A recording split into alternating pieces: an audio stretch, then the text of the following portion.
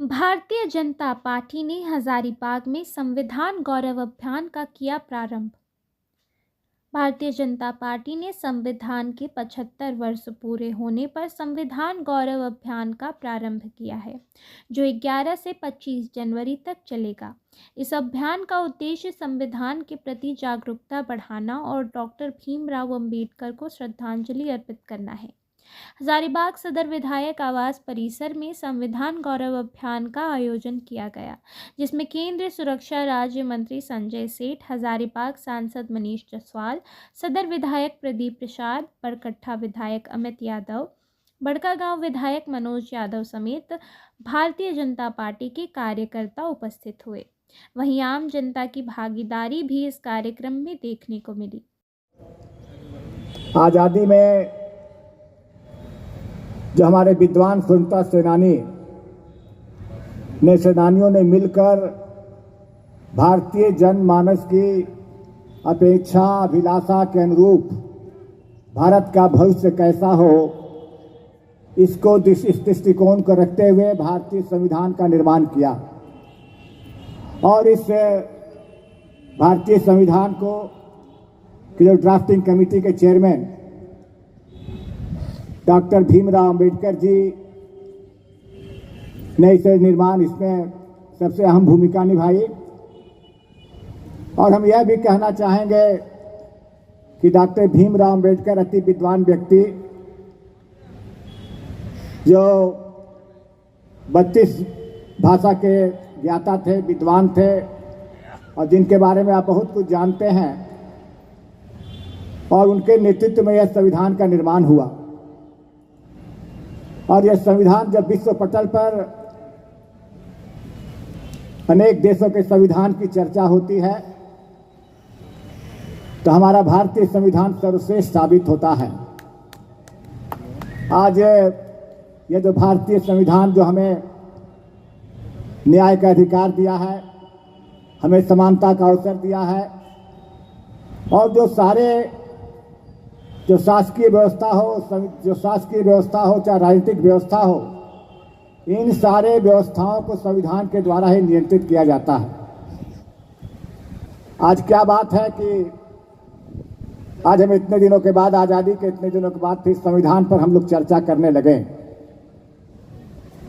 आज क्या बात है कि आज कांग्रेस पार्टी के लोग संविधान के प्रति लेके आज लोकसभा में घूम रहे हैं। मैं उन कांग्रेस पार्टी के लोगों से यह पूछना चाहता हूं कि लोकसभा का चुनाव तो कितने बार हुआ, कितने प्रधानमंत्री आए, कितने बार संसद को चुनाव हुआ, संसद में चुनाव हुआ, लेकिन और खासकर राहुल गांधी जी चौथे बार लोकसभा के सदस्य चुने गए हैं, लेकिन पिछले बार 3 बार सदस्य रहे, कभी उस संविधान के प्रति लेकर क्यों नहीं घूमे। मैं यह प्रश्न उठाना चाहता हूं, आखिर क्या बात है कि आप पिछले 3 बार से लोकसभा में सदस्य रहे, तो क्यों नहीं संविधान के प्रति लेके घूमे। आज अभी पूर्व के वक्ताओं ने, हमारे विद्वान प्रोफेसर के.पी. शर्मा ने कहा ना कि संविधान का राजनीतिकरण हो रहा है। मैं संशोधन करके यह कहना चाहता हूं कि संविधान का राजनीतिकरण ही नहीं हो रहा है, संविधान का दुरुपयोग किया जा रहा है। और जितना दुरुपयोग, हमारे जैसा कि पूर्व के वक्ताओं ने बताया कि जितना दुरुपयोग पूर्व की सरकार, कांग्रेस पार्टी की सरकार में जितना दुरुपयोग कांग्रेस पार्टी ने किया, उतना किसी ने नहीं किया। यह बात आपके पूर्व वक्ताओं से आपने जानकारी हासिल की। और यह हमारा भारत का संविधान की सबसे बड़ी विशेषता है कि यह भारत का संविधान कठोर भी है और लचीला भी है। एक तरफ कठोर भी है, एक तरफ लचीला भी है। यह अवसर देता है आपको संशोधन करने का, जनहित की आकांक्षाओं को पूरी करने का, परिस्थितियों के अनुसार इसे संशोधन देने का अवसर देता है। लेकिन इस पूरे भारत में सबसे पहला दुरुपयोग राजनीतिक रूप से कभी दुरुपयोग किया गया 74 और 77 के कार्यकाल में हुआ, जब हमारे पूर्व के प्रधानमंत्री श्रीमती इंदिरा गांधी के विरोध में कोर्ट का निर्णय आया और उन्हें संविधान में संशोधन करके देश में इमरजेंसी लगाकर संविधान के दुरुपयोग करने का सबसे प्रथम उदाहरण प्रस्तुत किया।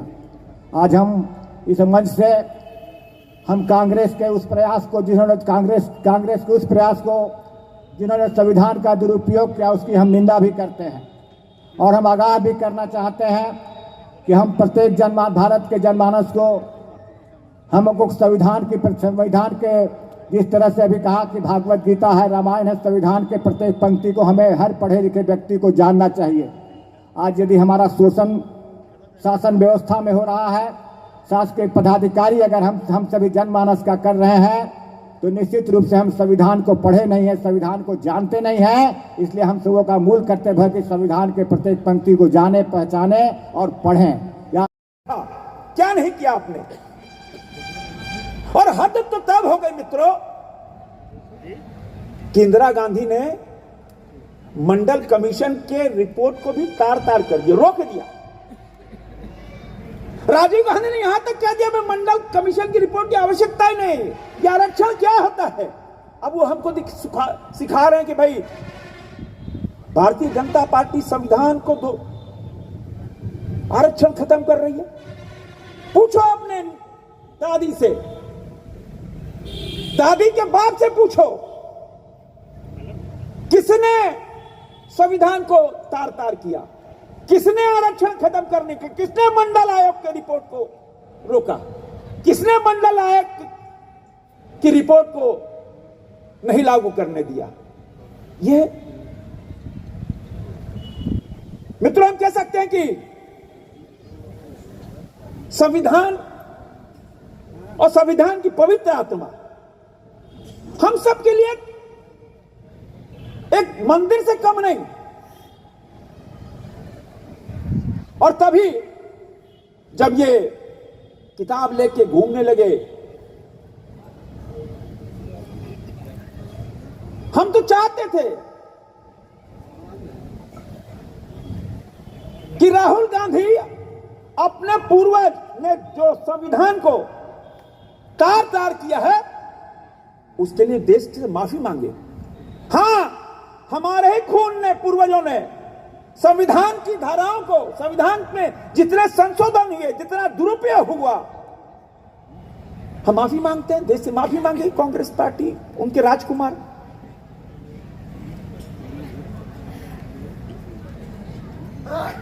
और संविधान